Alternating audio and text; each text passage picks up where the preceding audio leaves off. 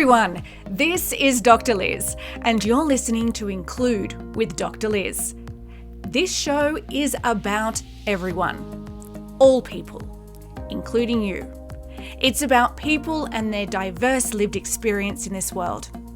I chat with guests to get to know them, their identities, and their inclusion needs, so we all have an opportunity to understand how best to include them, so together we can create a world where everyone thrives.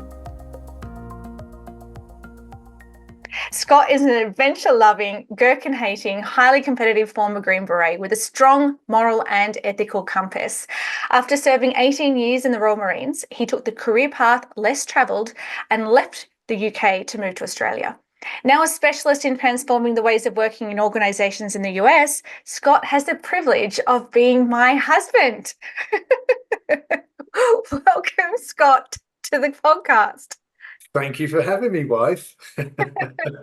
Tell me about the story about abseiling from a helicopter into a football stadium. The rules of the UK or aviation meant that if you're abseiling from an airframe, in this case a Lynx helicopter, you had to already be strapped in, ready to go. Well, what that meant was, I think this was in November, so it was winter. We were about 5,000 feet as we took off from Fair Oaks Airport and headed towards Twickenham. And it was freezing cold. Jim was the pilot, and he came over the stadium and he went, "There's not enough people here." So he just went over London, just had a little mooch around London for a bit, and then came back. Yeah, that's better. And off we go. And I'm the last one down. And I'm quite excited because there's about 80,000 people in this big, stadium. One of the best places that I love to go and watch rugby. And in I went. And I was met at the bottom of the line that I came down by a guy with a camera. And he said, "Have you got the ball?" And I was a little bit amped up, so I swore. And apparently there are a lot of regimental sergeant majors, all the disciplinarians of units around the Royal Marines, all ringing up the colonel going, "What is this guy doing? And no, he's let us down, disrepute, blah, blah, blah." And the colonel went, "Look how good the PR was." Anyway, so yeah, live on TV, I was swearing, I was chewing gum, but I presented the ball for an international between New Zealand Barbarians and England. Okay, well, for everybody listening, this is only a tip of the iceberg of the kind of stories that Scott has about his time in the military, but also not the first time he got in trouble. No. You were true to type on the day. Just like everybody else, you completed the questionnaire in advance of today's episode, and from the long list of identities, you picked 10. What are they? Had I not met you and learned by osmosis and just by being around you, I'd probably have had about 3 maybe, but now that I kind of understand, the world that you work in, and actually more importantly, the world that I work in from a different perspective, I've got 10 things. So I'm a male. I'm quite old. I'm now a middle-aged white male. Yes, yeah. But then I'm an Englishman in America.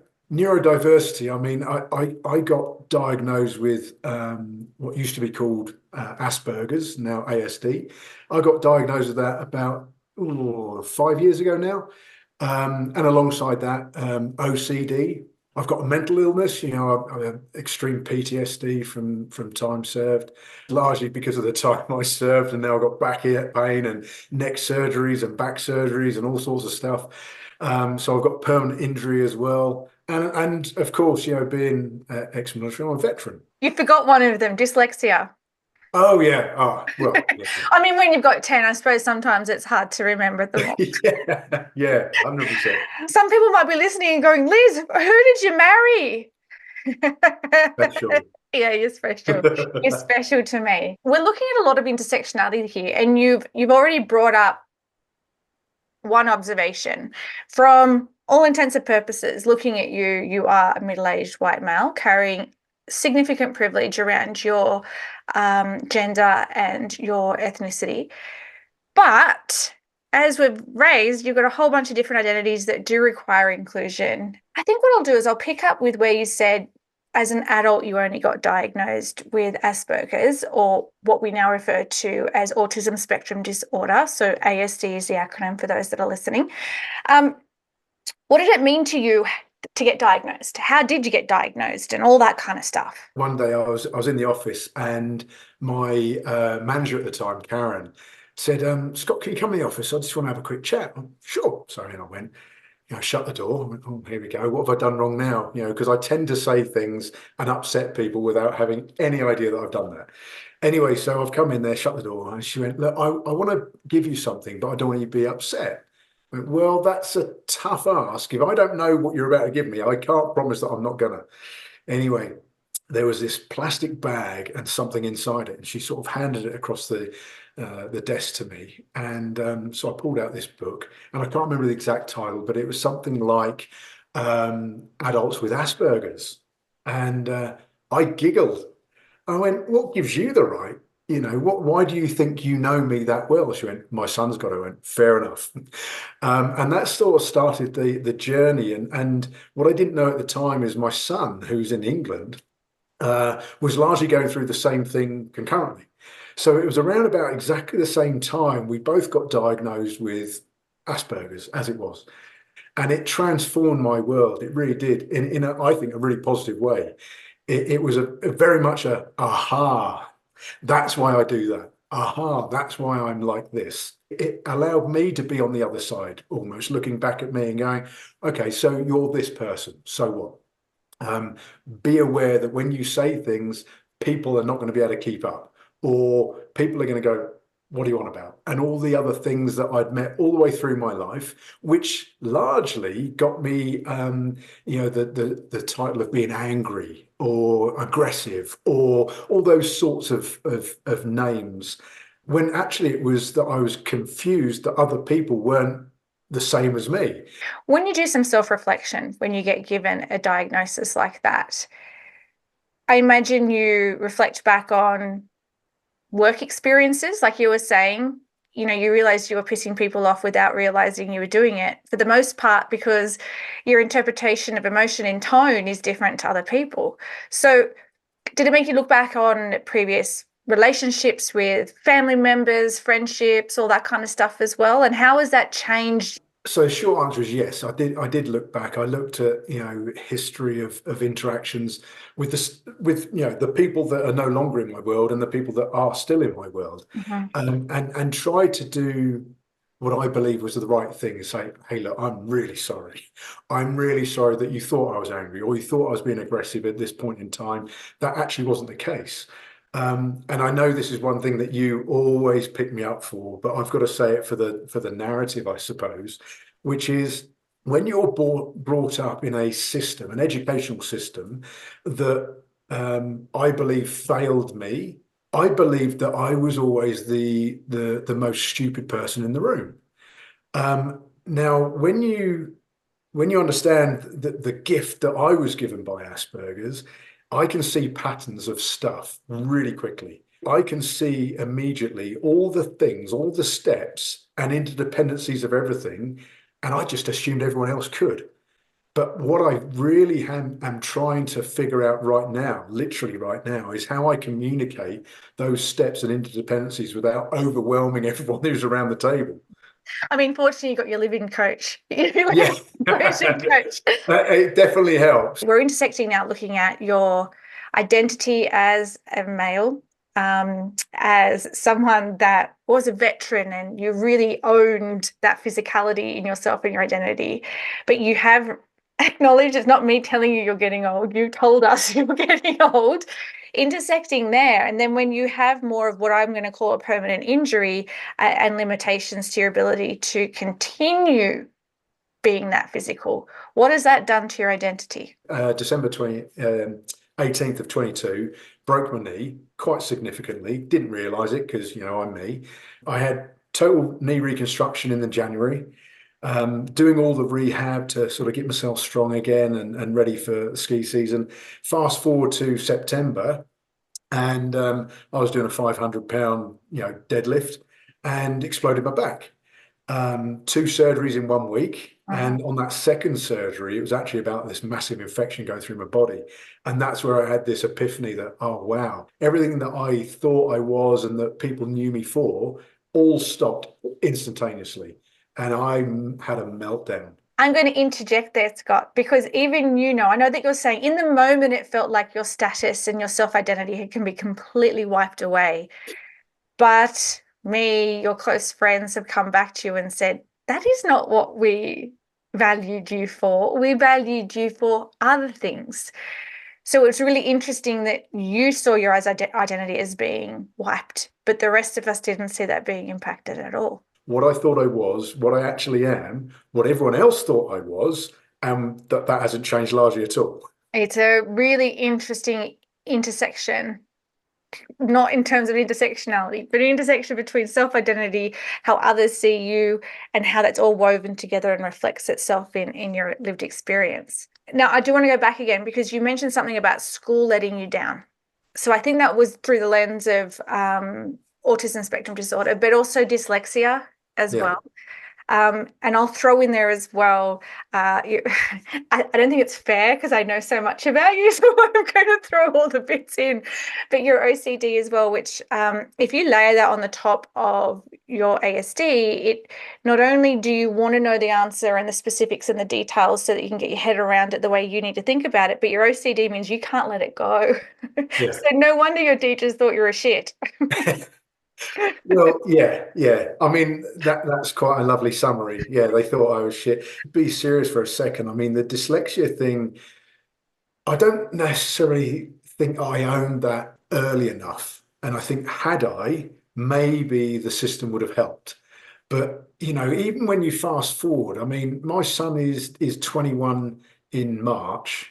And so there's a big gap. I'm 52, he's 21, and he's gone through the same pathway, the same experiences largely.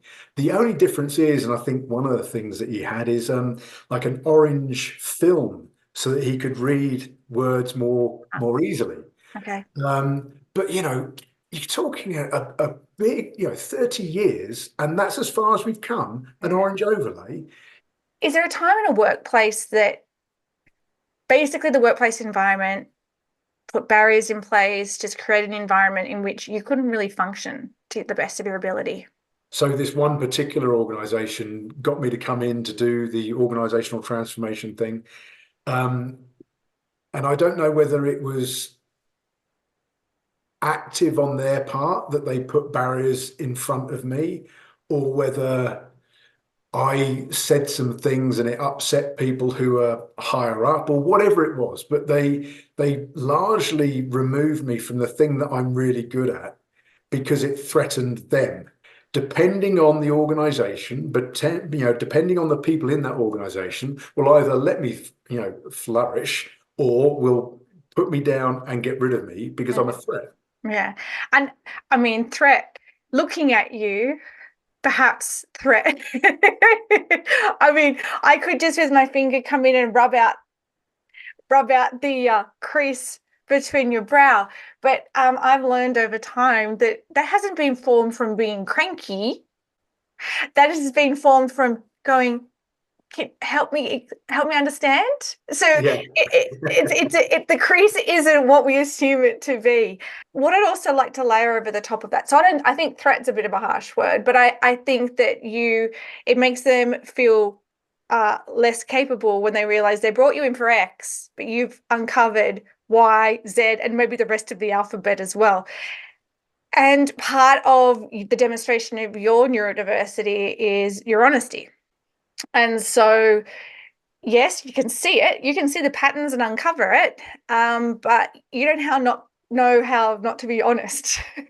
So I carry that trait as well, but it's not part of my neurodiversity. Yours is you have no filter. So you just have to say the truth, which can be career limiting. Fortunately, on my part, without my neurodiversity, means I have that ability to interpret emotions and tone in voice and body language, and I can navigate through that turbulent waters. So I'm going to segue that to ask you around the importance of communication in a team. And whether it's with a manager, with peers, up the line, down the line. And let's do it into current state with the need to be able, when working remotely, to be able to see the people that you're working with. Oh, yeah. The organisation that I'm part of still had a culture where largely people were told, turn your camera off, because at the time, WebEx and all these other, Zoom and things were having a hard time having all those people on the same meeting at the same time. So to reduce that bandwidth issue, turn your cameras off. That's fine until you're me, where I'm already having a hard time, if I'm face to face, reading what it is that your intent is. If I can't see you on a screen, I've got no hope. Yeah. So I sort of started a thing where I always have my camera on, even if it's just me. I do the same.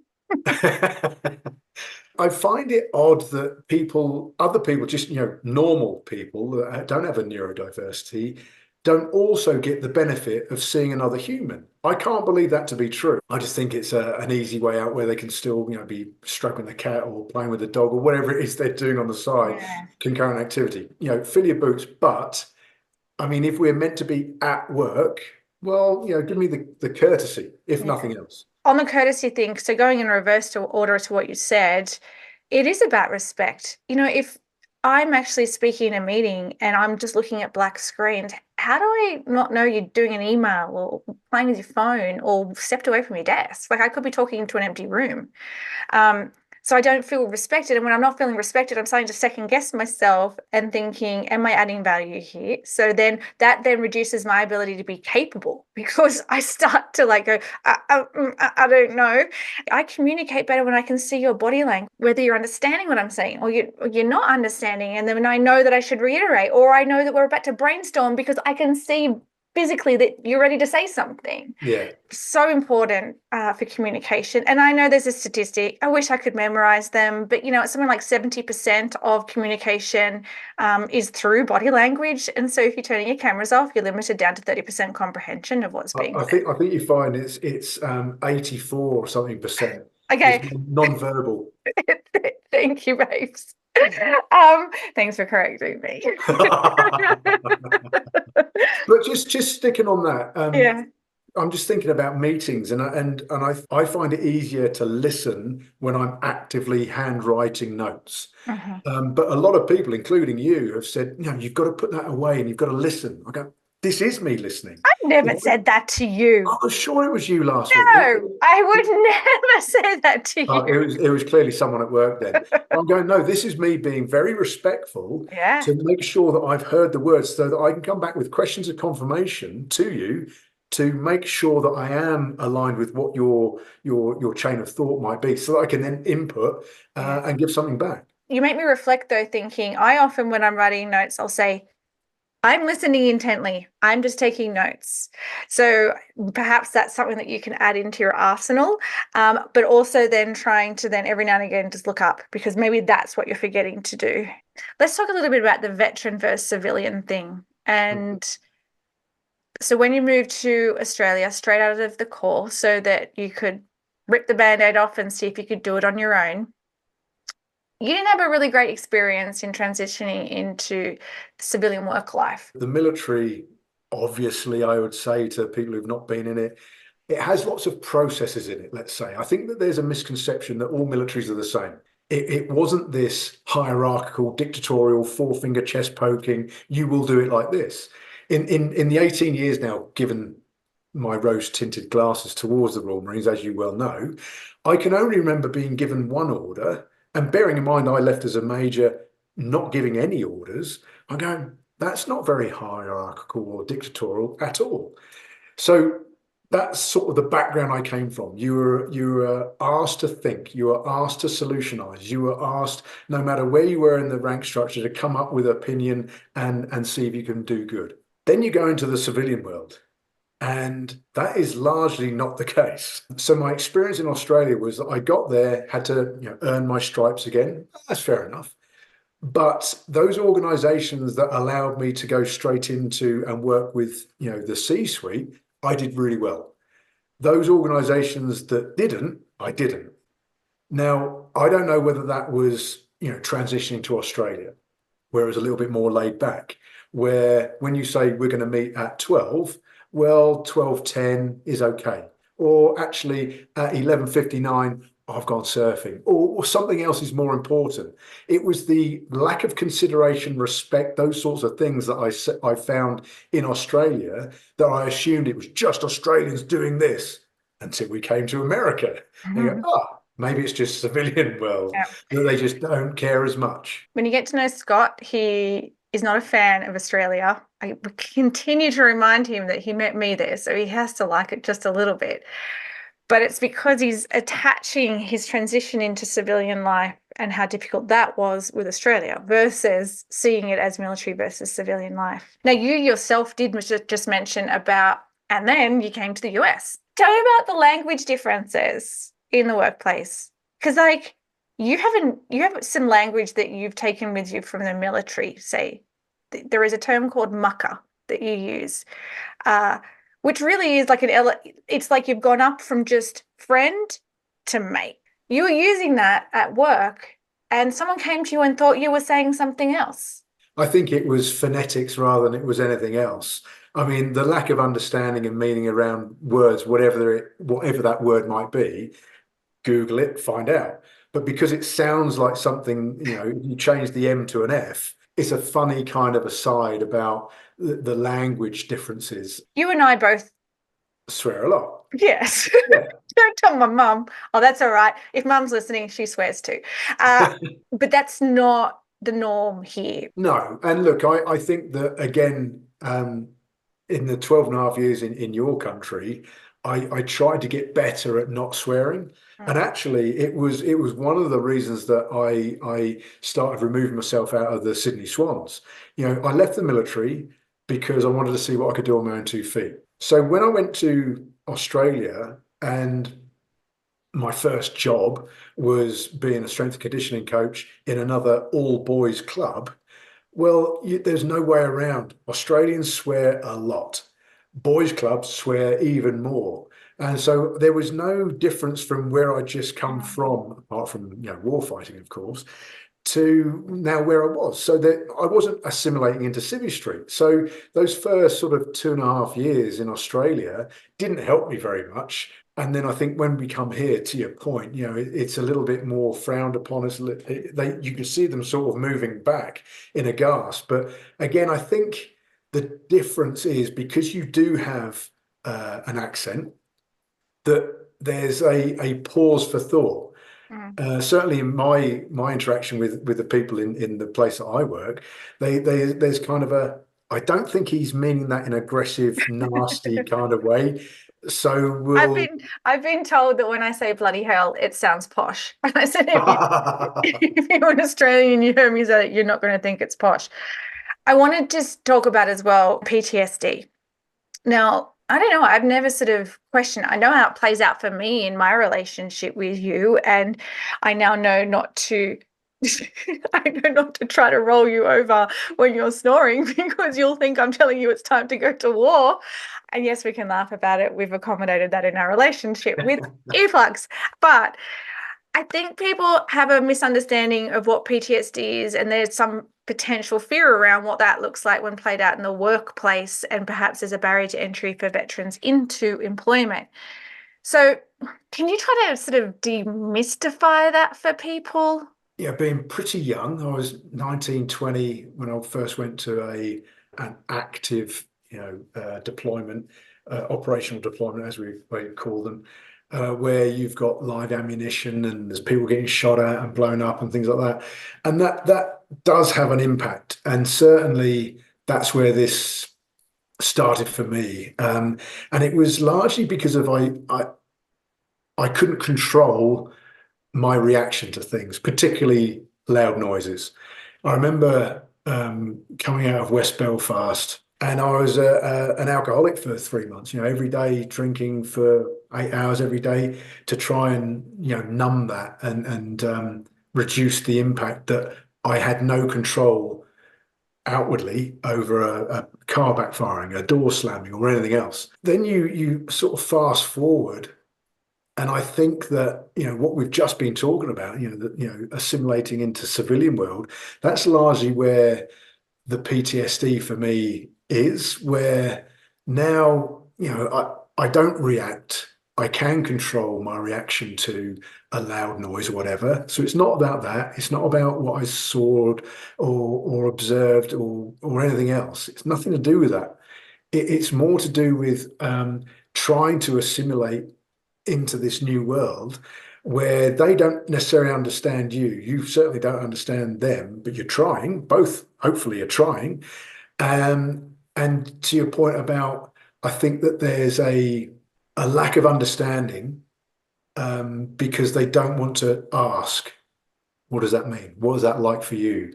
Because you hear these stories, and I mean, I can't remember actually hearing this story, but I do know it was somewhere in the media, and it's like the whole civilian organization, sort of civilian world has held on to it, which is going postal. A guy, PTSD veteran, came back and lost it. But I don't think that there are that many stories of that side of PTSD. There's many, many, many more stories of people like me, and the system doesn't help them very well. And when I'm saying that, I caveat that by the system that I knew when I left the UK, the system that I kind of observed third hand in Australia. I think they try really hard here.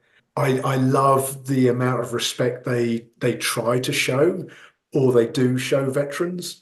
But even the story. When I joined this organisation, you fill out the form. Are you a veteran? I am, but not according to them, because their form is: are you a Vietnam veteran?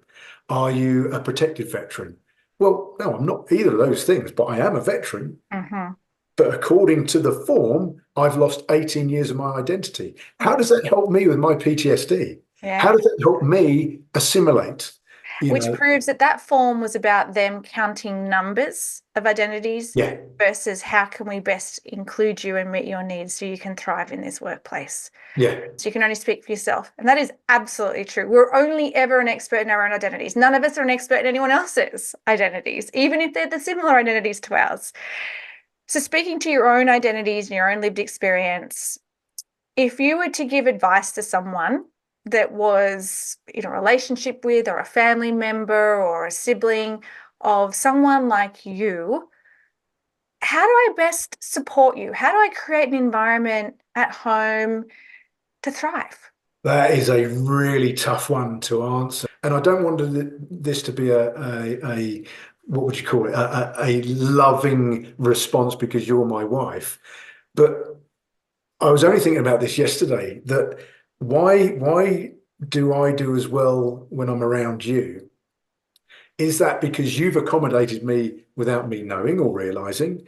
What are those accommodations? Is it just because of the work that you do that forces you to kind of understand people like me that have all these labels and check boxes and go, oh, well, how do I interact with that human? I honestly don't know whether I have an answer.